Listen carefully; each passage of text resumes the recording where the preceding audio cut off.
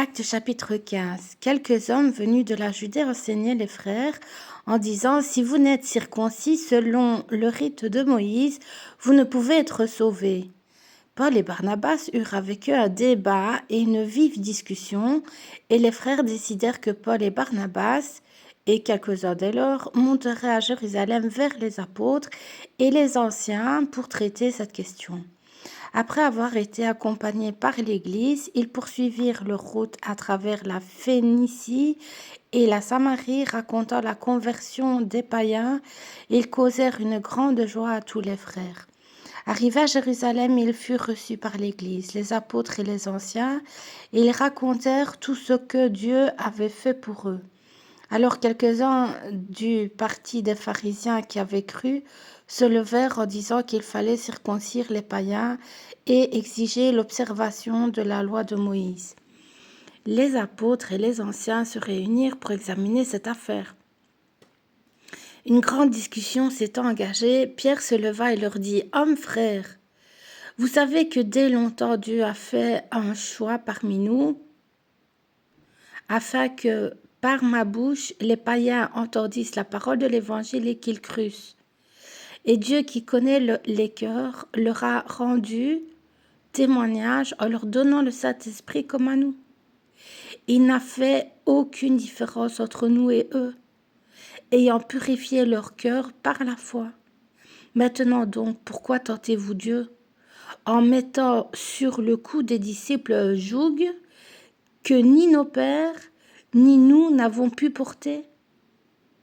Mais c'est par la grâce du Seigneur Jésus que nous croyons être sauvés de la même manière qu'eux. » Toute l'assemblée garda le silence, et l'on écouta Barnabas et Paul, qui racontèrent tous les miracles et les prodiges que Dieu avait faits par eux au milieu des païens.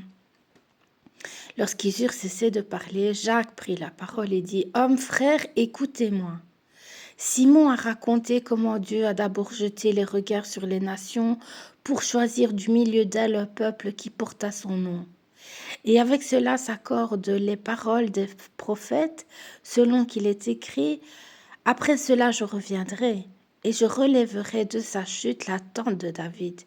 J'en réparerai les ruines, et je la redresserai, afin que le reste des hommes cherche le Seigneur, ainsi que toutes les nations sur lesquelles mon nom est invoqué, dit le Seigneur, qui fait ces choses et à qui elles sont connues de toute éternité. C'est pourquoi je suis d'avis qu'on ne crée pas de difficulté à ceux des païens qui se convertissent à Dieu, mais qu'on leur écrive de s'abstenir des souillures, des idoles, de la pudicité, des animaux étouffés et du sang.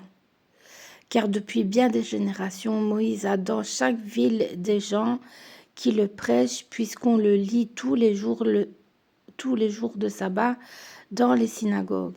Alors il parut bon aux apôtres et aux anciens et à toute l'Église de choisir parmi eux et d'envoyer à Antioche avec Paul et Barnabas, Jude, appelé Barsabas, et Silas, hommes considérés entre les frères. Ils les chargèrent d'une lettre ainsi conçue, les apôtres, les anciens, et les frères, et les frères d'entre les païens qui sont à Antioche, en Syrie et en Cilicie, salut. Ayant appris que quelques hommes partis de chez nous et auxquels nous n'avions donné aucun ordre vous ont troublés pour leur discours et ont ébranlé vos âmes en disant qu'il faut être circoncis et garder la loi. Nous avons jugé à propos, après nous être réunis tous ensemble, de choisir des délégués et de vous les envoyer avec nos bien-aimés Barnabas et Paul. Ces hommes qui ont exposé leur vie pour le nom de notre Seigneur Jésus-Christ. Nous avons donc envoyé Jude et Silas, qui vous annonceront de bouche les mêmes choses, car il a paru bon au Saint-Esprit et à nous de ne vous imposer d'autres charges que ce qui est nécessaire, savoir de vous abstenir des viandes sacrifiées aux idoles, du sang, des animaux étouffés et de l'impudicité, choses contre lesquelles vous vous trouverez bien de vous tenir en garde à Dieu. Eux donc, ayant pris congé de l'Église, allèrent à Antioche, où ils remirent la lettre à la multitude assemblée. Après l'avoir lue, les frères furent réjouis de l'encouragement qu'elle leur apportait. Jude et Silas, qui étaient eux-mêmes prophètes, les exhortèrent et les fortifièrent par plusieurs discours.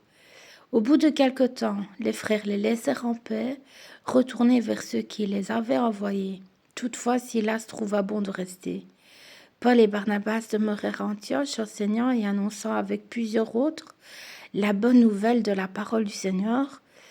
Quelques jours s'écoulèrent, après lesquels Paul dit à Barnabas: « Retournons visiter les frères dans toutes les villes où nous avons annoncé la parole du Seigneur pour voir en quel état ils sont. » Et Barnabas voulait emmener aussi Jean, surnommé Marc.